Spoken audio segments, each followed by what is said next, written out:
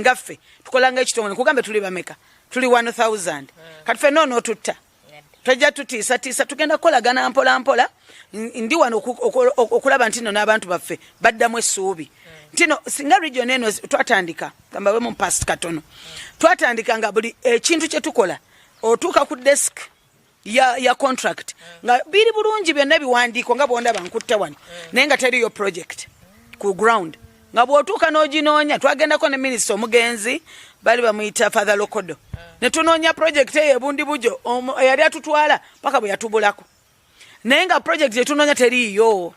abantu sente bagiryaki bazirya buli niyo olaba after many years nawe kati myaka nga 15 ahead mulaba nti no kati waliwo shode work nene naku zino shode work ogikola ati yo risk manga fenga rak tugamba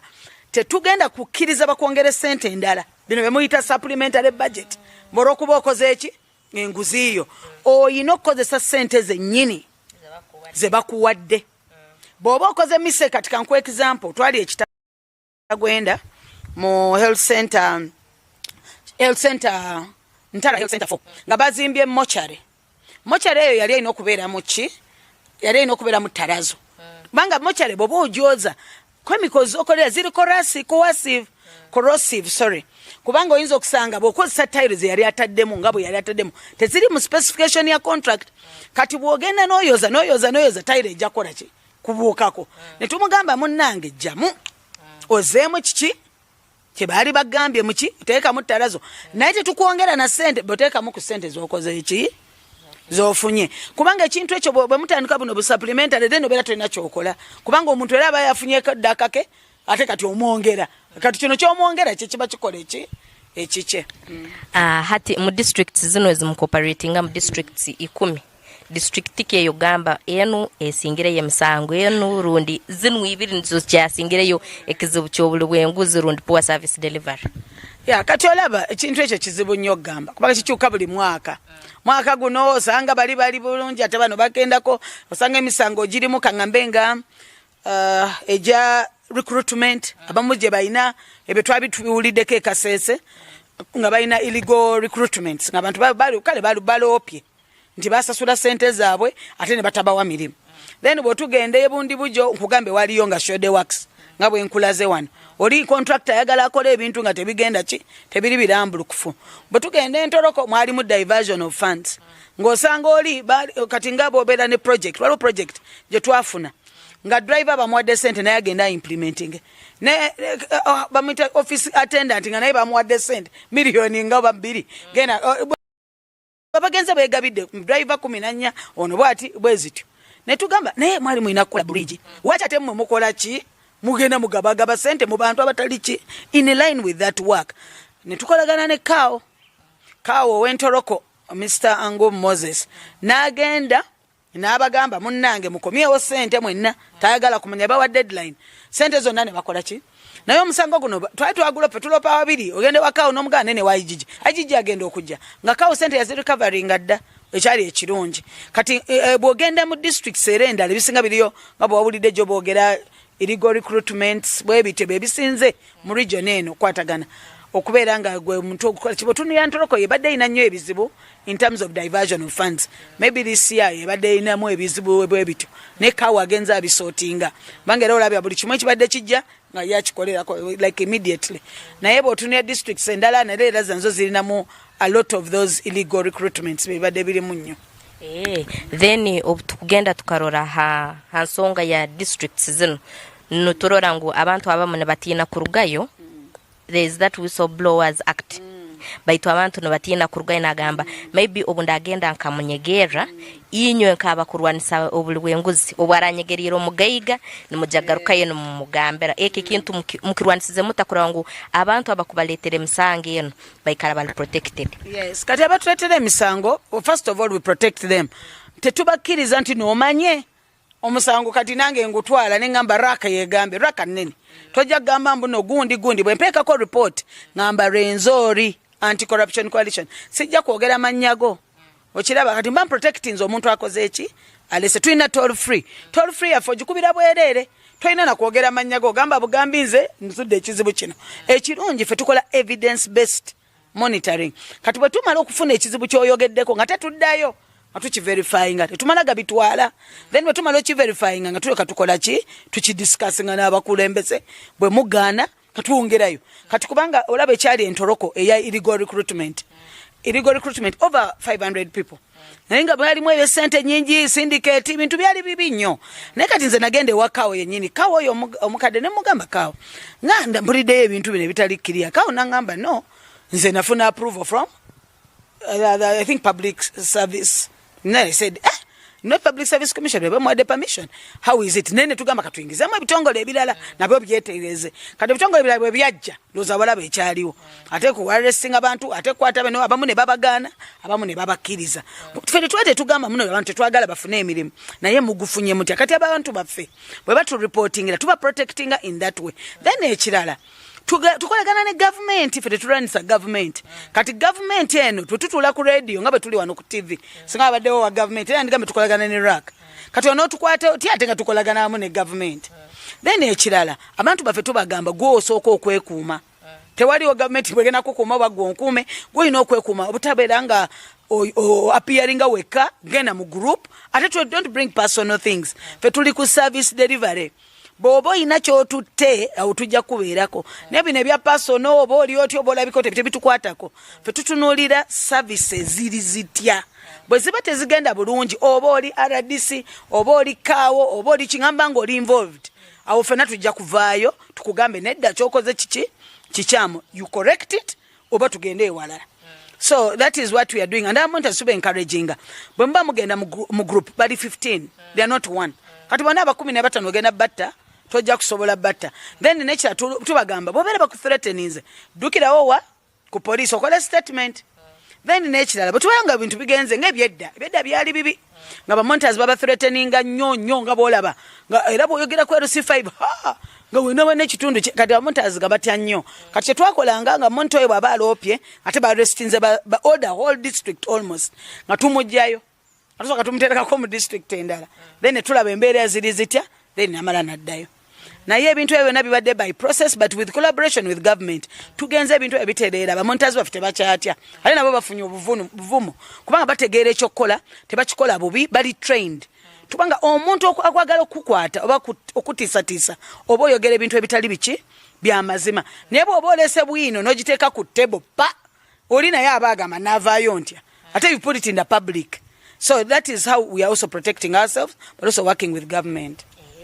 Then nkoko mu cooperating am 10 districts obo okuroraho emyaka enyuma lemise tutandike maybe 2020 rundi enyuma okaiza na guno omwaka okutulaho mara norora obuli bwenguzi rundi poor service delivery ekehere rundi tontukoro okweyongera mu butuufu okuba 2020 nga bombuuziza that was covid time corruption yeyongeramuko why tewali ya monitoring buli omu yali yekengera kati abo abantu ababayita batya bana abatalina mitima gyabwe agazigwanga bo bagamba luno muganwa oba oluguudo lwakola lutyakolanga bwayagala era ojjukira bali bagamba mu education sector bali bagamba renovating amasomero nga bana baddayo ezo sente ezisinga twazinoonyereza covid money was abused. That is why I'm telling you it went up. People balinga bagamba mumutya mubeereyo nga mutya nefe tukola ki tukola mali. Covid abantu abasinga bagitya nnyo kubanga abantu baffe bafa nnyo naye abantu basanyuka abamu kubanga bakikozesanga opportunity bw'oba olina omutima omuvuguvu nga gwogenda kati ekyo kintu n'abamu nga corruption yeyongera naye kati ate bigenze bino malaizing ogenda okulaba nga ate etandika okukola ki okukkamu kubanga bamanya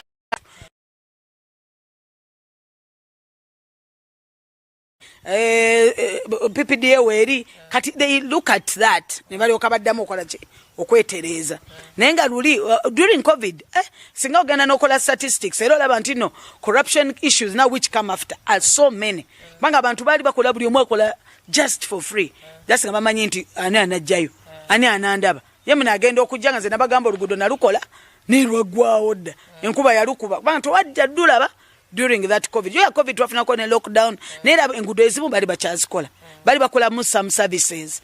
abamu bakale ziri vital waliwo enguudo nga omuntu balina okugenda malwaliro so they would work on those things naye nalabanga that is the period which we had challenges. Hati obumukuba nimukoraho kuseruliza hamusange bakwaba baletire eyobuli bwenguzi bizibuke mutangatanga ine muinyonke kitongole rundinka byona agencies ezikurwanisa obuli bwenguzi. I think ekisinga obukulu ntina esente zebawa bitongole birwanisa obuli bwenguzi zibantono kati ogenda okusanga nga tebasobola kutalaga district zonna ate tebasobola tebalina motoka tezimala biki webityo abakozi batono ate jukira kati nga Ferrak but what were the IGG cases tumtekako pressure tuwe feedback nenga naye ayina abakozi bameka sente meka zaayina. I think that is one of the things ekirala kye tulina ng'ekizibu obufatikati omanyi abantu baffe bwe baweerezayo omusango gwabwe aba yagalanga bullet nga wagulese dda feedback kati olumu ebitongole ffe tetulina amaanyi nga RAC okulwanisa obuli bwenguzi. So what happens kye tulina okukola tulina kukolagana na government ne tubagamba banaye omusango gwaffe bannange pressure eyo kati ogenda okusanga olumu kidireyinga but then our monitors banaba bantu ba bulijjo babeera bawulira naye ng'oluddewo nnyo waki omusango okirina kulopera biki ebintu byange like some things then sometimes of course there is also delays in court kangama omusango ogenze mu court it will delay and that justice delayed is justice denied. So that sometimes people don't understand, they don't know the court processes, they don't know what their rights are. So bintu bingi bigenda nga bilaga nti nfenaffe ngaffe ate n'abantu baffe abamu batya nnyo they are scared we have to build their capacity obagamba totya gwelete ekizibu kyo then okikubanga tolaba no murak abantu bajja buli kanako ne tuba register ne tuba receiving emisango gyabwe nesinze mbayita kati ono agenda n'agamba oli omukyalo oyo yatuyambako n'agamba omulala bwe bityo so it's a network buli bw'oyamba omuntu ajja ate naye niki n'aleeta omulala kabanga kajegere so kati nze kyova olabanga nkugamba ebizibu bye tusinga okubeera nabyo bibeera bikwatagana na sente ebizibu by'obutawa feedback on time ebizibu abantu okutya ennyo then n'ekizibu I think basically those. Nturora obalize ekizibu kya recruitment nambera abakozi abamu bakwiza nturora mu ensonga zo gamba ono mumanyire ono uruganda rwange ono toyinoho buzale inyo nkayinyo mwandi yenzera government eke kintu ekirwaniseta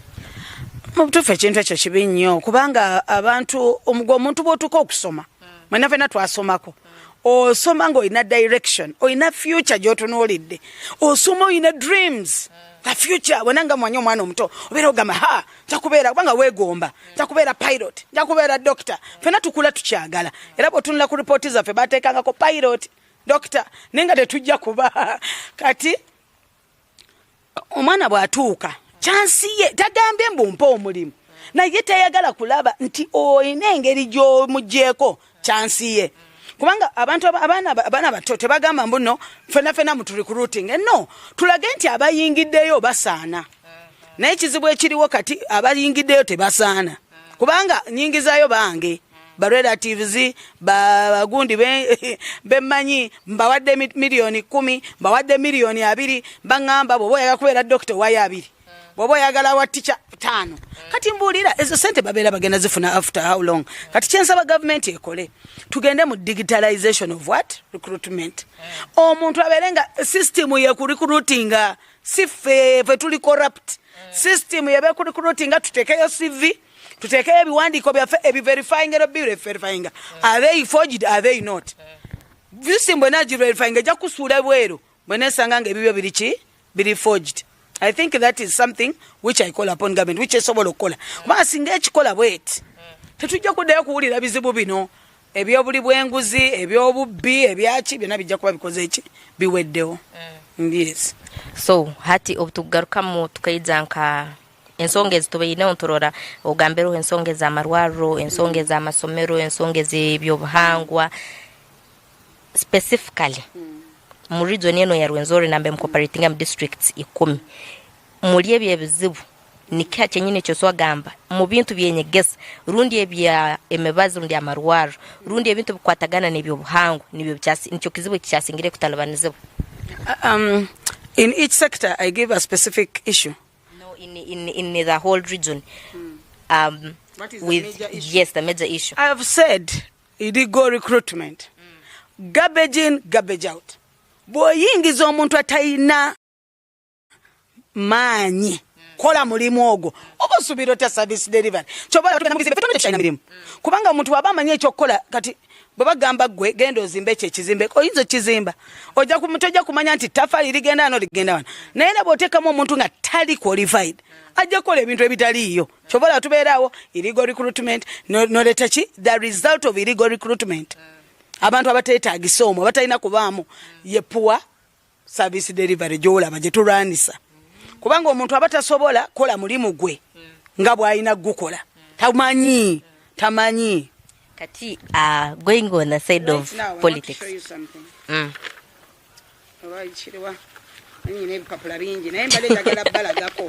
Yes, I want to tell you something. I just received it. This is something I've received and I don't want even to expose it yet. This is a health issue in Chenjojo General Hospital. Abana bagendayo babatwala. You get it? Kati omuntu waba tutwa abaana eyo. Oba otumanyi nti bagenda ba services eziriyo. Naye kati bw'ogenda ngaeyo notafunanga ky'osuubira. Oba ne batategeera mbeera ze zibaddeyo. Ffe nga RAC era tuyingiramu. Kati obala nawandikira ebbaluwa yange gy'olaba. Nawandikira abasupervising, which is the referral hospital. Owulidde? Ate ne referral hospital nenziramu nayo negamba kankuwe recommendations. A transparent investigation should be conducted to determine the circumstances under which these incidents happened. Do you see? Kati naye era tali issue agamba naye bakole independent what? Investigation. Yani badde kati badde ffe tusuubira nga abantu ba bulijjo. By then they know what is the problem. N'ogamba medical staff involved in the neonatal care must undergo continuous training.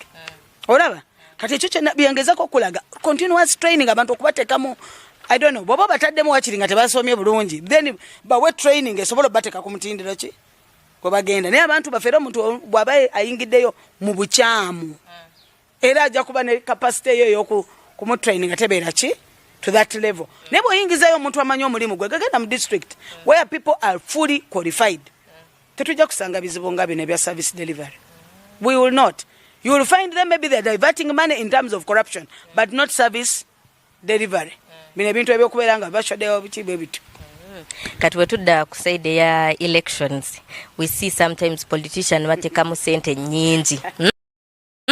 Should we say there is a way political patronage contributes to corruption mu Uganda oba?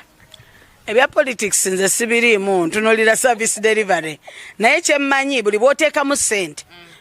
naye ebeera corruption. Omuntu alina okubeera nga kubanga ebintu kati kangambe government eno gye byekoze eno government byekoze nze siraba nti yeetagisa okuteekamu sente kubanga otunula butunuzi n'ogamba bino byekoze amalwaliro weegali seed schools weeziri health centers weeziri abaana baffe abasinga basoma otegeera kati sina ku bribinga tunuulira byenkuwadde osiime ompeki akalulu. So I don't agree abantu we bagenda nga babasasula ki baba like people giving money timpa akalulu ate n'olimba ngenda kola oluguudo oli MP gwokola oluguudo. So ebintu bwe bityo byengezako gamba abantu baffe they are diverting them for their responsibilities. Mama omuntu wa bulijjo kyovola bagamba gwe MP kati mpa oluguudo kubanga yamanyi gwe olina otukola ki odumu ate nga si egwe okiraba. So when they are campaigning they confuse citizens. Oba ntegeera kati bw'oba muwaabwa ebintu abantu bamala okuba oba electinga then citizens now start demanding kubanga gwe bamugamba byokola. If you give me information which is illegal then definitely even me are you getting it? I'll demand from you what you promised. Goloza abantu babulijjo bakibagenda bagamba watusuubiza oluguudo lwaffe toyina sente zikola luguudo kati gwe bw'oba mfokyo bagamba amazima tize ntula mu parliament n'ensalawo meka sente zigenda mu budget naye munnanga olumu sente ntono tulina okusasula sente zimu ne zigenda ku debt burden endala ne tuzoka zijja butono mu district ate zikola like yearly by year tusoba sente nyingi tulinako zino then abantu ne bakitegeera ne people keep saying ngenda bakolera oluguudo tobawulira ngenda bazimbira amalwaliro gogazimba. For sure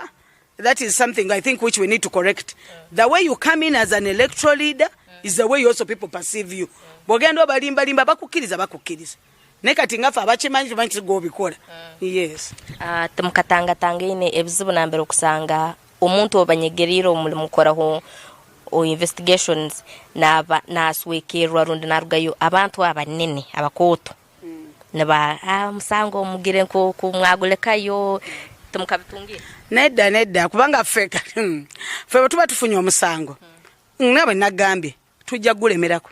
tetufaayo oba oli munene oba oli mutono oba oli ate tufaayo size yo fe nakugambe tutunulira issue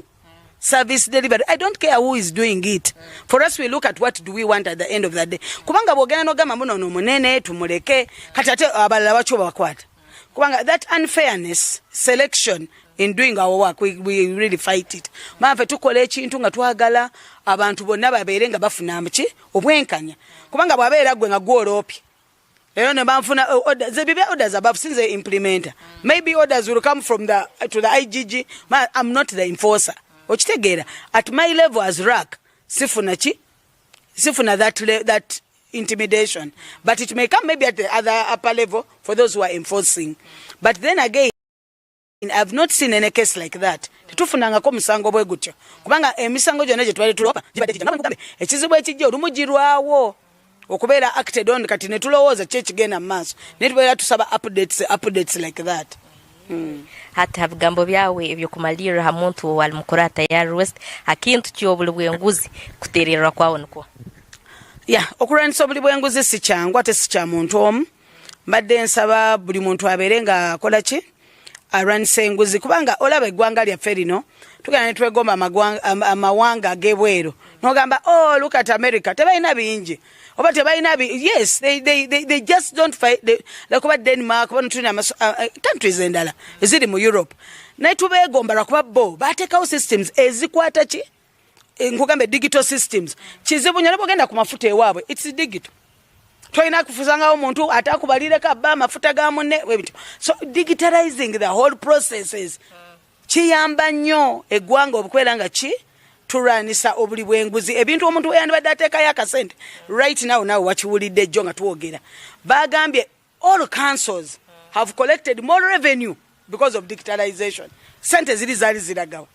double actually the amount kasese wawulidde double the amount they were collecting kati olaba sente government zefiirwa so what I'm calling upon government is to do that. Then to the citizens, I'm calling upon the citizens abantu baffe temutya kuranisa ki nguzi lino eggwanga lyaffe bwe munaba mulirekerani agenda odibalwanira enguzi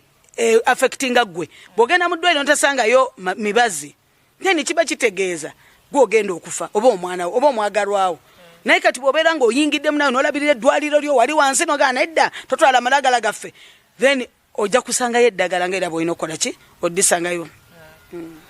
Kale ebyo mwabyehulira kuruga mwa Executive Director wa Rwenzori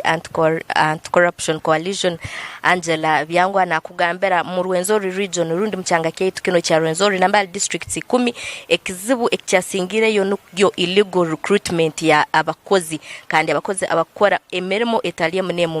bitongole na departments zitalizimu mu districts zaitu zino nagambera hubonka bone batrayinga kora buli kimchona ekikusoboka kusobora kubana barwanisa olubwenguzi kandi nkaitu abantu natuterera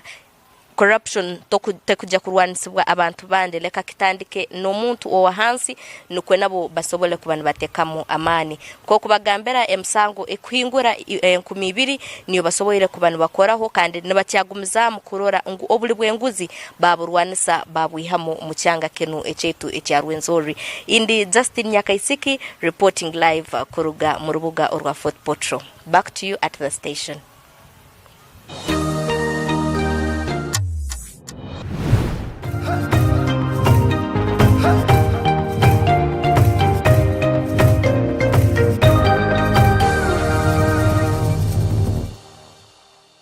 Skylight Hotel eresra uhereza bwo murembo muri Mbarara City ahiba rukwereza breakfast ngakatogo omelette Rolex